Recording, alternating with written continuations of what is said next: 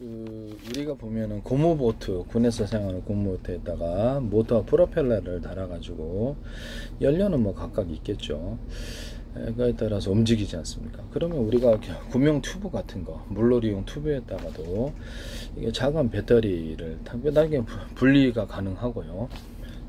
전기가 이제 어떤 안에 가서 전기가 흘러가지고 감전되는 사고만 없으면 그렇게 안 만들면 되죠. 홈보트도 하니까 여기다가 우리가 구명 튜브였다가 이렇게 모터하고 프로펠러를 달아가지고 움직이면 괜찮지 않을까라는 생각이 드네요. 또는 어떤 그것을 전기 장치를 통해서 공기를 갖다 주입을 해가지고 계속 주입을 해가지고 이렇게 공기를 갖다가 뒤로 내뿜는 이런 방식으로도 추진할 수 있어요. 그러니까 이렇게 압축 공기를 내뿜어 받아들여서 내뿜는 이런 기술을 보려나 빠르게 바람을 피터간 방식으로 빨아들여서 뒤로 한 분기 없이 내뿜는 이런 추진 방식도 있을 수 있습니다. 제가 이게 KGGB 같은 이런 나겟 히트 달아서 움직이는 폭탄 구조에 피터간 방식으로 바람을 빨아들여서 뒤에 환풍기식으로 팬을 달아갖고 앞이나 뒤나 하셔도 된다. 그래서 바람을 그걸로 이제 추진한다고 얘기를 했었죠. 또는 태양광 이런 풍력 발전이 더 낫다고 생각합니다만은 풍력 발전을 통해 전기를 생산해서 프로펠러를 돌리면 상대방 연공 밖에 수백 킬로미터, 속도는 조금 늦지만 그것을 밤에 비행체에 투사를 하면 10,000발도 들어갈 수 있어요. 네, 가까운 거리는 되게 빨리 들어가겠죠.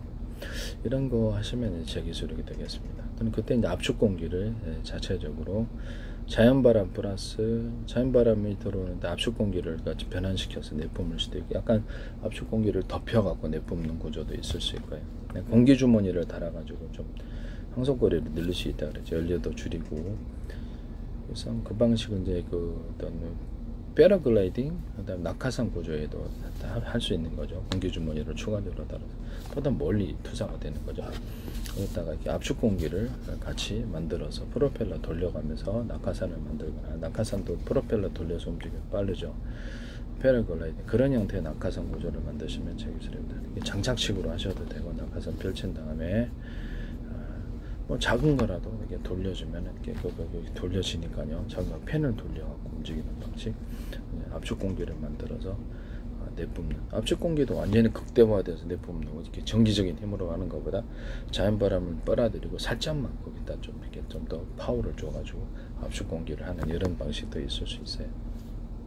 공기적인 힘을 좀 더 압축해서 구조상으로 압축을 해갖고 딱 내뿜는 이런, 그래서 뒤에서 조금만 이렇게 팬을 돌려줘도 좀 강한 바람이 나오는 이런 방식도 있을 수 있습니다. 그리고 공기 주머니에 대해서 얘기를 했는데, 배에서도 사용할 수 있고 비행기에서 사용할 수 있는데, 공기 주머니를 공기를 만들어 가지고, 공기 주머니가 꼭 어떤 그렇지 뭐 고무라든지 이런 거일 필요는 없잖아요. 금속이라도 상관없잖아요.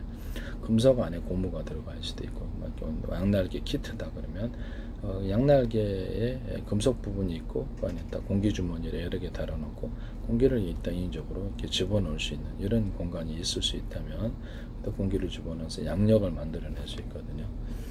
그렇게 만드시면 제 기술이 되겠습니다. 비행체 밑면, 동체 밑면에다 부착을 시켜갖고 공기를 집어넣어가지고 빵빵하게 한다면 쭉 이렇게 뜨거운 연기, 그렇죠. 동력이 되게 연기가 뭐 연료가 덜 들겠죠. 항속거리도 늘어나고. 그래서 공기 주머니를 이제 금속 방식이든 아니면 공기 주머니 실제 달아갖고 움직이든 항속거리도 늘어난다. 또는 배에서도 부력 같은 게 도움이 되겠죠.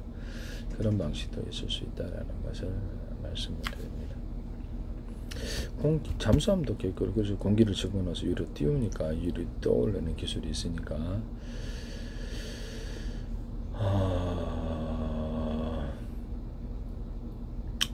뭐 현재 있는 공기 부양정이라도 고무보트에다가 이렇게 장착식이든 이렇게 밑에 공기 주머니를 달아갖고 만드시면 제 기술입니다. 현재 있는 고무보트 옆에다 장착식이든 아니 공기 주머니를 좀 더 옆에다가 좀 추가적으로 달아주면은 그보다 무게를 많이 들수, 여러 사람을 좀 더 많은 수를 답지하거나 물건을 많이 적재할 수 있습니다. 그때 금속 플러스 얇은 금속이 하나 외부 케이스로 들어가는 공기 주머니면 훨씬 더 이렇게 외부에 어떤 스케르시 나도 보호를 되는 이런 상황이 되겠죠. 금속 두꺼운 거 안에 공기 주머니, 이런 결합도 항공기용으로 사용하거나 배 같은 데도 기타 다른 데서도 사용할 수 있겠죠. 이거 쓰시면은 제 기술이 되겠습니다. 안에 이제 금속인데 안에 공기 주머니가 팽팽하게 차여 있을 공기가 들어가죠. 팽팽하게 있을 때하고 안 있을 때 압력을 견디거나 부력이나 양력을 만드는 능력이 틀리다는 게 제 생각이고요. 같이 만드시면 되겠습니다. 뜨거운 공기를 넣으셔도 되겠죠. 네, 그렇게 하면 좀 더 부력이나 양력에 도움이 됩니다. 근데 너무 좀 불필요한 것 같기도 하고, 이렇게 만드시면 공기 주머니가 여러 개 있으면 좀 더 많은 무거운 짐을 지탱할 수 있다. 공기 주머니가 하나에다 집어넣는 것보다 여러 개 집어넣거나, 제가 공기 주머니를 이렇게 침대 매트리스 같은 데도 보면은 어떤 소파 같은 데다 공기를 집어넣거나, 의자 같은 데 우리가 앉는 이런 컴퓨터 의자도 다 공기를 집어넣어서 팽팽하게 할 때 한 겹, 두 겹, 세 겹, 여러 겹으로 넣는 기술, 또는 세로로도 넣을 수 있어요.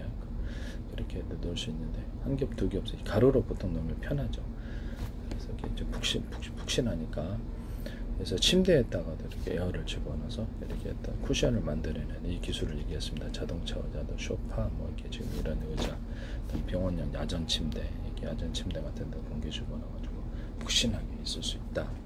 일반적인 어떤 그 기존에 들어가는 매트리스하고 이것을 같이 결합할 수도 있어요. 에어 방식, 에어도 이렇게 만드시면 제 기술입니다. 또는 뭐 어떤 텐트 같은데 밑바닥에, 에어 텐트는 아닌데 밑바닥에 이렇게 에어를 집어넣을 수 있는 한 겹, 두 겹, 그 안에서 텐트가 이렇게 에어 매트리스가 같이 공존하는 그런 텐트를 만들 수 있다 그랬죠. 그와 같이 만드시면 제 기술이 되겠습니다. 제가 얘기하면 어디선가 꼭 나오는 말씀이죠.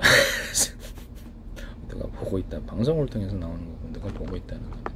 제 페이스북에 국정원 행정안전노동부 경찰청, 주한미대사관, 서울시, 인천시 국가의 기관이 굉장히 광고를 많이, 그 위에 이제 YTN에 제게 쏟아져 나오더라고요.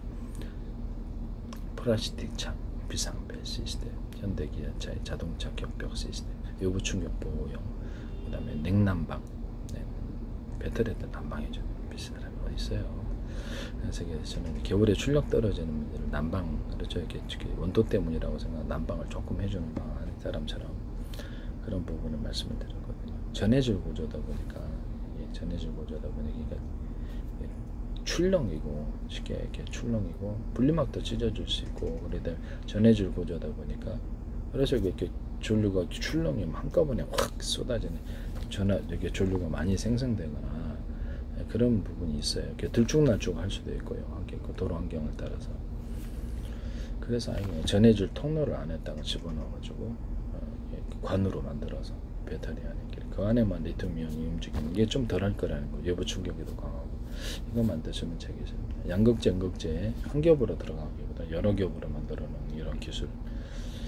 뭐 이렇게 모터나 발전기에 또는 스피커에 들어간 연구 자석도 한 덩어리 큰 것이 아니라 여러 겹으로 들어가는 이 기술을 쓰시면 되겠습니다. 크고 작은 것도 스피커 같은 데는 들어갈 수 있어요. 이런 데도 탄소봉도 안에 들어가잖아요. 1차 원전인데 여러 겹으로 들어가요. 대중소 들어가도 되고, 탄소봉은 작고 큰 것도 들어갈 수 있어요. 아연판도 여러 겹, 예산화 망간가루도 대중소 들어가요.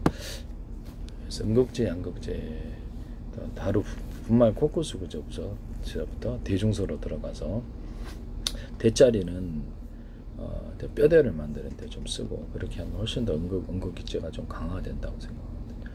양극재 분말도 대중소 들어가는 이런 기술을 쓸 수 있다 말씀을 드립니다. 양극재가 서로 다른 금속으로 이렇게 들어갈 수 있잖아요. 그럼 다른 금속으로 보면 것을 이렇게 골고루 이렇게 어떤 균일하게 돼 있지 않고, 특정 금속이 특정 부분에 많이 축적이 되면은 거기서 이제 또 쇼크가 불량이 생기게 되고, 그래서 발열이, 화재가 일어나지 않는가라고 생각을 하고 있는데, 왜냐하면은 금속체가 전기 전도도가 틀려요. 그래서 전기 전도도가 약간 더 무겁게 만들어주거나, 보다 많기로 특정 가루가, 금속 가루가 더 많이 포함되어 있으면 그쪽 열이 축적이 돼서 발화가 일어난다는 거죠. 반도체 기술에도 얘기했는데, 실리콘 웨이퍼에 유리석인 코팅제, 세라믹 유리막 코팅제를 넣어서 제조하고, 그 텅스텐 들어가잖아요. 텅스텐이 이제 구리보다 훨씬 더 밀도가 무겁고, 이제 이렇게 훨씬 더 무겁고, 그래서 발이 열이 축적이 된다. 그럼 이거를 해결하기 위해서 텅스텐 구리 합금을 만드셔가지고, 그래서 열을 분산을 시키면 된다고 얘기를 해서 이 기술 쓰시면 제 기술입니다. 텅스텐만으로는 열이 발열을 문제를 해결할 수 없다라는 거죠. 텅스텐 구리 합금을 만들어서 하시면 문제가 해결될 거라고. 가장 어떤 데이터 학습을 통해서 가장 적절한 비율을 찾으셔야 되겠죠. 이 텅스텐 구리 합금에도 그렇고 일반 구리가 들어가든지 알루미늄 본딩 와이어, 뭐 금운이 들어가든 이런 종류의 회로에 들어가는 이런 것 금속에도 유리석연 코팅제, 세라믹 유리만 코팅을 넣어서 제조하시면 훨씬 발열에 능하게 됩니다. 미세 전류로 없다 간섭도 없어지고, 이거는 전기선의 안팎계 또는 광섬유선의 안팎계, 그다음에 동축 케이블의 안팎계, 유선 전화선도 돼요. 모든 유선 전화선과 신호 통신선으로 쓰이거나 전기선으로 쓰이는 모든 구조에 안팎으로 유리석연 코팅제, 세라믹 유리만 코팅제를 넣어서 제조하시거나, 구리 코일이다, 금속 코일 같은데 자체 넣어서 제조하시는 금속 코일 동박 같은데 넣어서 제조하시면 제 기술입니다. 철사나 철근, 모든 그 철판 이런 만들 때도 유리석연 코팅제, 세라믹 유리막을 넣어서 제조하시면 부식에 강해요. 가스가 안 들어있는 수소 탱크 이런 데도 그렇고. 고무 제품, 플라스틱, 금속 제품은 다 들어갑니다.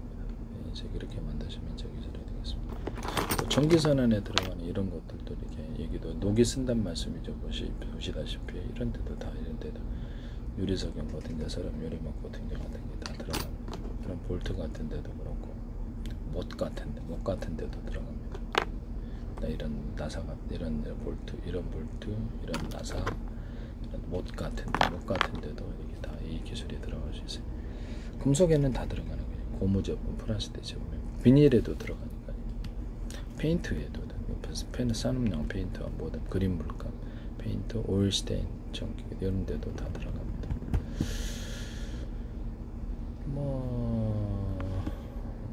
윤활유도 들어가고, 윤활유 조종에도 들어가고요. 그 다음에 어떤 염색제에도 들어가고, 인쇄 잉크에도 들어갑니다. 인쇄 잉크에도. 이렇게 하시면 제 기술이 되겠습니다.